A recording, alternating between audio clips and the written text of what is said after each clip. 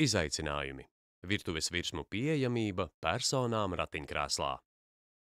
Standarta virtuves iekārtojums bieži vien nav piemērots cilvēkiem ratiņkrēslā, jo darba virsmas ir novietotas pārāk zemu, lai ratiņkrēsls varētu ērti izbraukt.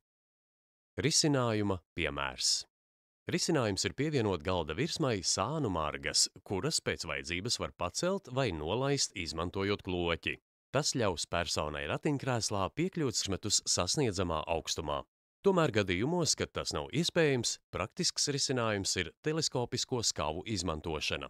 Šīs ierīces kātu var pagarināt, lai paņemtu priekšmetus no augstākajiem plauktiem, tā veicinot neatkarību un nodrošinot piekļuvi personām ar dažādām fiziskām spējām.